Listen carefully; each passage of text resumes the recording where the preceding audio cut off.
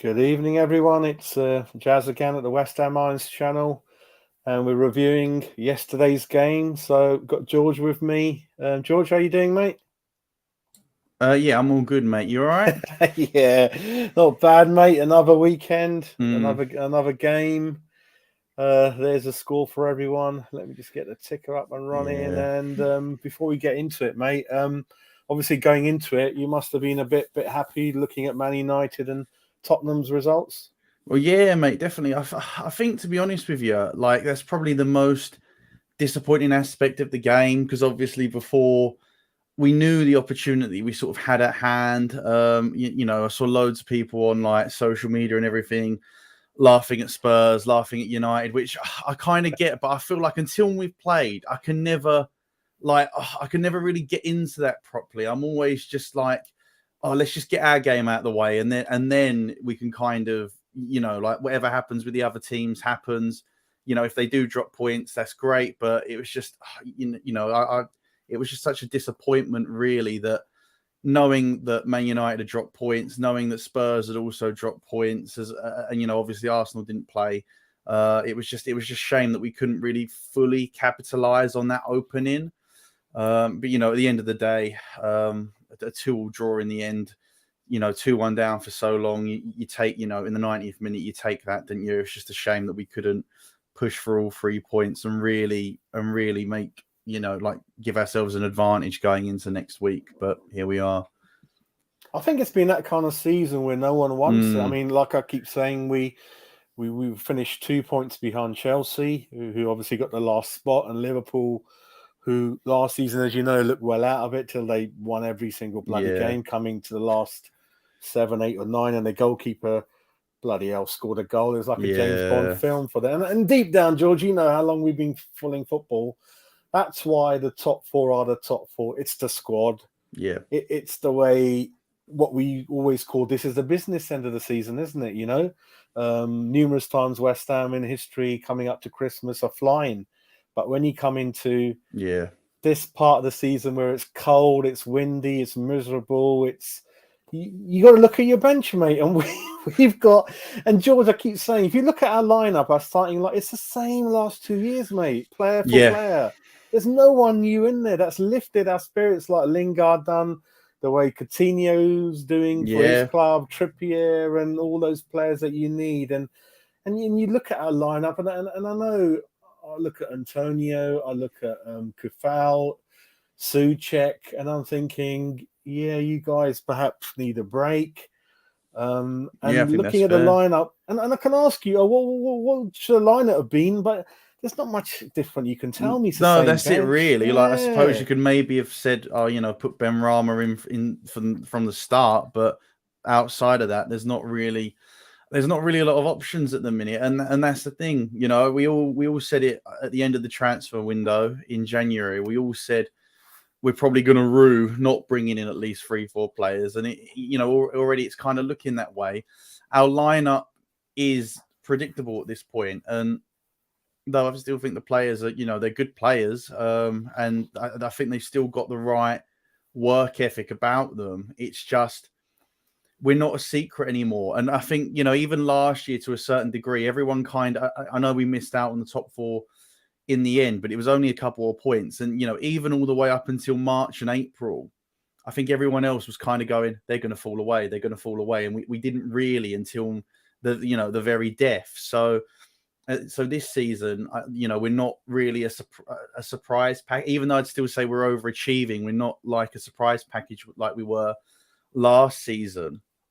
And just everyone knows what the team is going to be. As I said, maybe barring Ben Rama for 4 now / Lanzini, any one of those three could come out for one of them. But outside of that, we all know what the starting lineup's going to be. The opponents know what the starting lineup's going to be, and they're going to counter. They're going to set up their team to counter that and disrupt that, and it's just it's catching up a little bit now. I don't think really there's any bad eggs in this group, but No, no, no, no. ultimately there's gonna when you've not got that competition for places there. I feel like subconsciously you're always going to drop a little bit because especially if you've dropped a couple of times already. Antonio's come out and said publicly he'd like that competition. But he knows, we all know that he's going to start again next week. And, I'm not going to bash Antonio a lot here. It's been, his form hasn't been, it's been pretty poor recently. I thought yesterday was probably one of his slightly better games for a little while. Not that saying much, but that not having another forward as an option, once you then get stuck in that rut, there's almost not really an incentive to really dig yourself out of it, because you know that you're still going to be playing next week. He just needs a goal, doesn't he? I think he really needs a goal, just something just to get him going again. But at the minute it's just Bowen sort of carrying them from an attacking sense, and yeah, we just, I don't know, we needed something in an injection in January just to sort of liven things up a little bit, it's become a little bit stout. I thought the first half was fine. We didn't really do much, but their goal, it still came against the run of play, and it was a mistake by Cresswell that you don't normally expect to see from anyone. It's one of them. It just gifts them away back into the game. But the second half, I thought we were so poor. We didn't get going at all, and in the first half, we seemed to still be getting back into our shape properly. But they scored that second goal, and they just constantly overloading us on that. Well, I say overloading us. It was just Harvey Barnes more had the beating of Coufal than them overloading us. But it didn't look like we were getting back properly, and it looked, whether that's a sign of fatigue and in that second half, I kind of think if you didn't know who was fighting for top 4 and who was currently sitting 12, you'd have said Leicester at that moment in time, because they were pushing, and thankfully we've seen we have got that grit that we don't just give up anymore, which is good. And that ultimately, and their poor defensive record at set pieces and our great record at set pieces, hopefully change the game in the dying minutes. So it's just one of them, isn't it? It wasn't a great result, and not especially in that second half. Really poor performance, I thought. First half was fine. We did okay. Didn't really test Schmeichel, but it's just a shame we didn't take advantage of the situation that had been presented to us before the game. Yeah, I think when you're mentioning that, yeah, it's a predictable lineup. But another thing I was mentioning is a predictable formation, isn't it? Yeah, it's 4-2-3-1 in every game, isn't it? Really? Yeah. I mean, I suppose if we went 4-3-3 and maybe just had Declan at the base of that, and then say Lanzini and Souček slightly in front of him, with the forwards in front of them. But yeah, it's a difficult one. I like the wing backs, like at Leicester when it went mental 2 years ago. Coufal wing back, because I think he's better as a wing back than the full back. Cressy tucking in next to Jupe and Dawson, because together they kind of morale is a little bit up and down, and confidence. Yeah. I thought that could have been a way to go. Bring Johnson or Fredericks or one of them on to bomb up and down. I know Fornals has done that to help us in the past.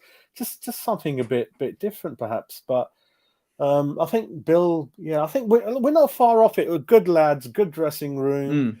Everyone's trying, but we're humans. We need a shake up. We need to be motivated. Yeah. We have our down days where we don't want to do fuck all, isn't it? It just happens. But you want to be lifted, don't you?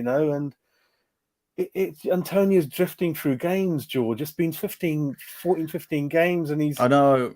I think it honestly. I think the Jamaica games have had a big impact. I thought he was really quiet the other day, but of course, he'd only just come back from the international break, and as I said, I think you couple that fatigue in with the fact that maybe a lack of confidence and everything like that, which when you're on a barren spell. The way he is at the minute, he started off the season on fire, and we all thought that, he'll easily score 15 goals this season. And now you're kind of sitting there going, oh, bloody hell. Like, if he scores, like another 7 or 8 goals between now and the end of the season, you'd snap your hand off at this point, really. But yeah, no, it's a difficult one. But other than putting a non-striker up there, we have no other options. So it's just becoming a bit predictable and a bit rinse and repeat, and teams are figuring out how to deal with that. And if Antonio's not at his best physically, then you really lose you lose a lot of sharpness in that attack, a lot of danger. I think you're right. And what it comes down to is we sign Vlasic, we sign Kral, hardly any impact, and then we buy no one in the window. That is the issue. So if Vlasic was really a £30 million player and Kral was a good bench player that's used a lot, and we buy another two this window, that's the issue. So you got three who are more or less in the 11 helping these guys and all on the bench. That's the issue, George. It's two wasted windows, mate, apart from Zuma with respect and bringing Dawson in 2 million. That's what it is, mate. And top four, top five, you got to do better than that in the windows, mate. You got to do better than that. Completely. And last year we had at least had the advantage if we didn't have these extra games. Obviously, if we beat Southampton, you've really got to start prioritising the FA Cup at that point. And the Europa League, if we get through the last 16 of that, again, it's gonna have an impact. And all right, and Spurs don't have Europe anymore. Arsenal don't have Europe anymore, or Arsenal haven't had Europe all season. The way Man United are playing at the minute, you wouldn't think that they'd have Europe for much longer either. So, and they're out of every other cup competition as well. So, if we do get through the last 16, and if we do beat Southampton in the FA Cup, you're looking at all these games in such a congested period. And even without those added fixtures, the squad's still not big enough. So, it is, man. Look at we needed all the big guns to beat Kidderminster. It's embarrassing. Zuma playing at Kidderminster, Bowen, Rice, a couple of them nearly got injured at the end. Yeah. I mean, oh man, and this is again another season where it's up for grabs. No one wants it. No, honestly, it's almost like everyone around us as well is almost like they don't want that spot. Teams have dropped such, I don't want to say silly points, because there really shouldn't be any easy games in the Premier League. But when you think of the teams that Man United have dropped points to recently, and Spurs, on paper they should be beating those teams, and they haven't. And then we've not been able to capitalise on that, which is a real issue. If we could have just, as I said, if we could just won yesterday, it would just put us in such a good position. But yeah, this is the situation we're in. This is the result of the limitations of the depth in the squad. It is, and I think I don't want to be pessimistic, but we're doing okay. I'm still not a little bit over losing to Spurs in the quarterfinals, because I believe, without Antonio, we should have been a bit more smart and call that game off. If the Kane weren't playing for them, they wouldn't have played that game, mate. Don't worry about that. I agree. But it could easily go where we finish 7/8th. We go out the Cup, we go out the Europa, and then looking back, it's going to be such a sad season, isn't it, mate? Yeah. I don't know, because to be honest with you, I think with everything, with the size of the squad and with the competitions we're in, obviously it depends just how far we could get into the Cup and just how far we get into the Europa League. I don't think, especially, I know we want to get Europa League minimum, and I know obviously the dream is the Champions League, but I do think if you take into consideration the size of the squad and the added fixtures throughout the season, really, I do think even 7th or 8th with Europa League, when you look at some teams in the past, you think, I remember Burnley getting Europa League one season, relegation battle the next year. I remember Newcastle back when under Alan Pardew 10 years ago, finished 5th. The next year they finished like 17th.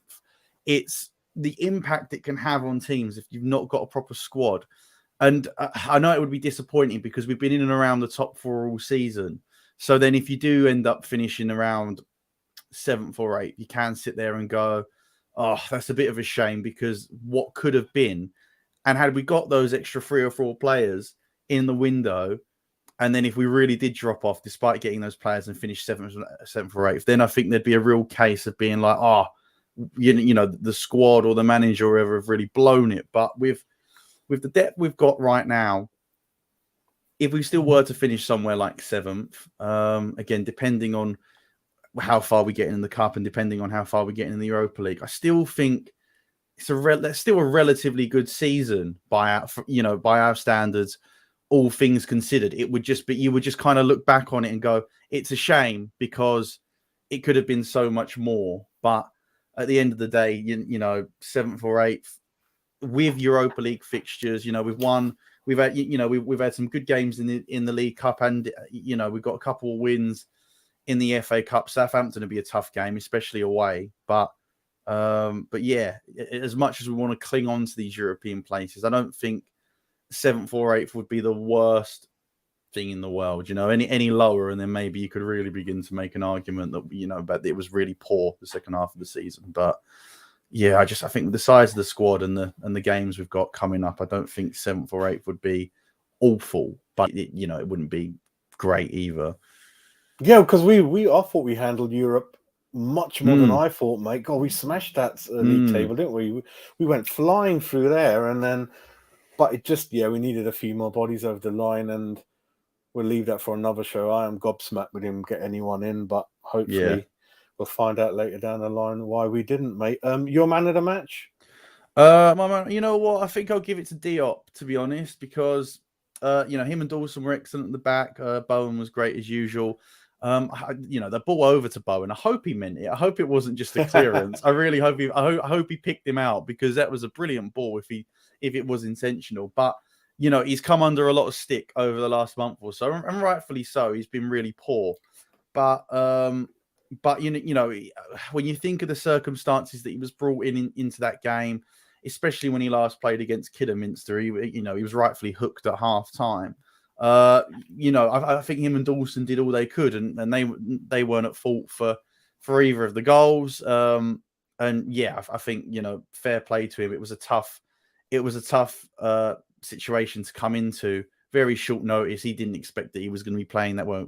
I mean, at least not since up to the day before. I know they said that he was ill on the way there, but no, he came in at short notice and yeah, didn't put a foot wrong for me. Didn't put a foot wrong. So yeah, I'll give Diop man of the match. And before we go into the couple of other questions, do you think there's anything we could have done about their second goal? I think Coufal should have got closer to him. I think he gave him a bit too much space. You always kind of think in that situation, especially where he's put it in on his right foot, you always kind of think, try and get him down on his left. And you know, if you can't block the cross, try and show him in on his left. But I don't think he was close enough. And you know, he rightfully came off after that, and that, you know, thankfully that kind of sorted the situation out. I'd have taken him off of Fredericks, but yeah, I think the cross. I think Cresswell, it was a bit of a tough one because obviously when that ball was come in, he can't be preparing for it before the ball was beaten. Coufal really. And then Ricardo's just got a run on him, and he's bigger than him. So once the ball has beaten Coufal, providing Ricardo does what he should do properly, I think it's a bit of a tough position for Cresswell to be in. You know, despite the fact he was obviously at fault for the first goal, but yeah, the second goal, I think Coufal kind of just, I think he fluffed it. He just didn't get close enough, and yeah, you know, just wasn't good enough on in the moment, really. Yeah, and we got the last minute equaliser, but they were going for the third, weren't they, George? And waves and wave after honestly, wave. Coufal was getting ripped by Barnes, weren't he? Yeah, there was a point where they just whipped the ball across. I can't remember. I think it was Daka. Just didn't get on the end of it. I don't know how he didn't, because the ball across the 6-yard box was perfect, and it just screaming, you know, because even if that touches Dawson or Diop, there's a good chance that's still going to hit the back of the net. So for you know, thankfully he didn't make contact with it, because 3-1 would have really killed us. We wouldn't have come back from 2 goals behind. But and they really did push for that, as I said, in that second half. Really, you know, we showed character to hang on in there and get the goal back at the end. But on the basis of play, you'd have only thought one team was fighting for top 4 and the other team was sat in 12th going into that game. So yeah, I think we got away with one a little bit yesterday. Okay. Do you want to answer this question from Bonnie Hammer? Yeah. Coufal has gone backwards. I don't think he's been having quite. I don't think he's obviously had the impact that he had last season. I think you can make a case for him being maybe consistently the best right back in the league last year. it was a bit of a funny one because he had an injury early into the season, didn't he? And then Johnson came in. And when Johnson first came in, I think we all just assumed that as soon as Coufal was fit again, Coufal was going to come straight back into the team. But because Johnson did so well while he was out, you couldn't just drop him. And since Coufal has come back into the team, he's not looked quite the player that he was last season. But I don't know about backwards. It was a poor game from him yesterday. I felt, you go back to the Arsenal game. I felt for him because he won the ball, and even the first yellow for the elbow, I thought that was a nonsense. And the same thing happened to, I think it was on Fornals at the other end. Anthony Taylor didn't do anything. So yeah, he's not been as good this season. But I think maybe it's a little harsh to say he was backwards. But personally, I do think he was a bit lucky to get his place back from Johnson at the time. What was Johnson done wrong? No, I don't. I'm not so sure about left back. I think yesterday was the first thing that Cresswell's really done wrong all season. But at right back, I know he might have had a slight knock, didn't he, Johnson, which initially took him back out of the team. But yeah, with the way that Coufal has been recently, and I think Johnson's a bit. Frederick is going to leave at the end of the season. Realistically, I'd quite happily see Johnson come back in at right back. For the Newcastle game, I thought he was excellent before he got that slight little knock, and he's not come back into the team since then. And Coufal hasn't been at his best, so yeah. I think a nice back three, because I think Coufal is better as a wing back rather than a full back. I think Cressy, he plays nicely on the left side and giving Dawson Duke a bit of support. Yeah, maybe try to mix it up a bit, isn't it, George? Sometimes it would be nice to try something different. I think the only thing with three at the back is that then you're playing all three centre backs, and then if one of them get, as much as Diop has come under criticism recently, if one of them gets injured, you're then forced to go back to a back four. But maybe we could freshen up the system for sure, because we all know how dangerous Cresswell can be with the crosses he puts in. Coufal equally, it could maybe just be something to mix it up. I suppose actually, if there was an injury to one of the centre backs, you just put Cresswell in at left-sided centre back and play Masuaku ahead of him. So yeah, that could be a way to go forward. Yeah, I mean, before we close up, I mean, a lot of people have been going on about Okaflex. I mean, what do you reckon, mate? Give him a chance. Yeah, I'd like to see him get a chance. I thought, to be honest with you, if he was going to get before the game kicked off, I was really happy with the squad against Kidderminster, because even though he made a few changes, I thought, right, this team should still be winning this game. 3-4-0. As much as you want to see the youngsters get game time, I could kind of understand why he didn't start them in that game. But then by the end of the game, how Yarmolenko lasted 120 minutes against Kidderminster, I can't get over that. I thought, he was abysmal. And I would like to have seen Okaflex come on for him at that point. But I do kind of get what you're coming from with Oko. I'd also say Sonny Perkins as well, because obviously Zuma was withdrawn from the squad yesterday, and then they just added Darren Randolph to the bench. And when you've already got Areola on the bench, I kind of thought, well, what's the point? Why not bring in an Okaflex or a Sonny Perkins onto the bench? And then if we're looking for a goal, obviously I get that he would turn to Ben Rama and Vlasic from an attacking sense before either of those two. But if we were still looking for a goal, why not give them a run out? Sonny Perkins was unlucky not to score against Vienna in the Europa League, and yeah, I would like, especially when you've got two goalkeepers on the bench, I do kind of think, why not put at least one of them on the bench as well? Yeah, it is what it is, mate. You're obviously, like we mentioned, Cresswell's handball. It is what it is, mate. Just happens on a bad day. Yeah. Gone through their goal and then our goal. Yeah, set pieces are very good. We done it somehow. Your worst West Ham man of the match, mate. It's got to be Coufal, isn't it? He was just so like. Whereas Cresswell, you could kind of go moment of madness, or not even moment. It's just an accident, and it's one of them things. Whereas, and I didn't really think he was too much at fault for the second goal, as much as you want him to win the header.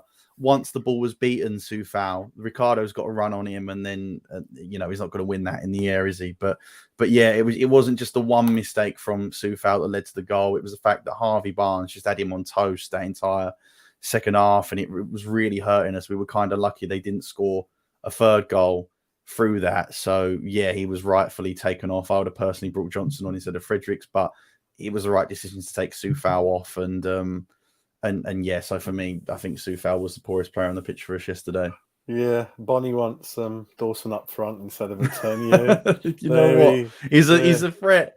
Dawson's a threat. I want to talk about Dawson for a second. I love Dawson, man. I know some. He's not. He's all right. I know. I love. Yeah. Honestly, he just reminds me. He's just a throwback to James Collins, and I love James Collins. And I think really when you think, we all kind of sighed when we got him in on loan initially last year, but since starting for us a year ago against Southampton, I think apart from like the odd couple of games here and there, like Newcastle away last year, he had a nightmare obviously, but I think for the most part he's been excellent. He was excellent yesterday, and especially Again, George, you get more out of him if you don't play him every game. Pull him out now and again. I think every game is a little bit too much for him all the time. Yeah, especially at his age now. But I think he was superb yesterday for me. Between him and Diop for my man in the match. So yeah, more Craig Dawson in the box. That's what I want to see. Yeah, last question. Where do you think we'll finish at the moment, mate? What are you looking at the moment as things stand? It's so difficult because our squad is so. If we were playing the way we were playing, say, I don't know, like around the Liverpool game, I think I'd say that we'd almost. Yeah, I'd say we'd almost certainly get top 4 if we were still playing the way we were when we beat Liverpool. But our form's kind of dropped a little bit. The graft is still there, and the temperament is still there. So I'm not too worried in that. Especially when you think of the size of the squad, you're not going to win every game. You're not going to play well every game. But it's so difficult right now because you think United should improve. You also think Spurs should be doing better than what they are. And United, I'm not sure now, George. I don't know because you'd think the new manager would have had an impact. So I think it's definitely there. I think it's definitely there. I think we could definitely. It's Arsenal, mate, George. It's Arsenal. Yeah. Arsenal's the one, isn't it, to worry about? Wolves. Yeah, the only thing with Arsenal is I do kind of think their temperament, I just think it's poor. You saw the red card again, and you saw people moaning about it. I'm like, well, I thought both of them were bookable offences. He's just done them at once. So Arsenal do look probably better than the other three for sure. They definitely look better than United and Spurs. I was including Wolves as well in that, but even then Wolves look all right. It's a tough one. I think maybe anywhere between sort of like 6th and 7th, I think we'll finish. It really depends on if we can keep certain players fit and how far we delve into the Europa League and the FA Cup. Because if we beat Southampton and if we get through the last 16, then we've really got to maybe sacrifice league form at that point and go, we've got a real chance of some silverware here. But obviously, if we go out in those rounds, then you've got to go balls to the wall for the league at that point. So yeah, we beat Southampton. Really we beat Southampton, and we get the next round, Man City or Liverpool, mate, away. Yeah. It is. I mean, do you go to a lot of the games? I've got a season ticket, mate. I've got a season ticket. So yeah, I'll be at the game. Yeah, I'll be at the game on Saturday. I'll give you a shout. We'll link up before or during. Yeah, I'll give you a shout, mate. We'll link up. I'm always there messing about. So yeah, we'll do that, mate. Cool. All right, then, thanks for joining in. Let's get some more fans on and see what they think, mate. But yeah, Saturday morning, early morning start. Hopefully we're wide and awake. Sometimes these early kickoffs, George, even the players are not up for it. You know what? The thing with an early kickoff is I kind of don't mind it because if you win an early kickoff, you can enjoy the rest of the weekend without relaxing. If you're playing at 4 o'clock on a Sunday, you just sat there like, I just want the game. I hate Sunday matches. Whereas 12:30 kickoff and you've won your game, you can look at Spurs and Man United and everyone else and go, well, you've got to win now because we've won. So hopefully we'll win. They've got no Trippier, which is a big blow for them. I think Shelby's missing. I've heard through suspension. I'm not sure. They're playing 4-3-3. Wood either side of St Maxine and Ryan Fraser, and it's a manager who loves playing against West Ham. He's a good manager anyhow. And yeah, you are right. He fucking loves a game against us.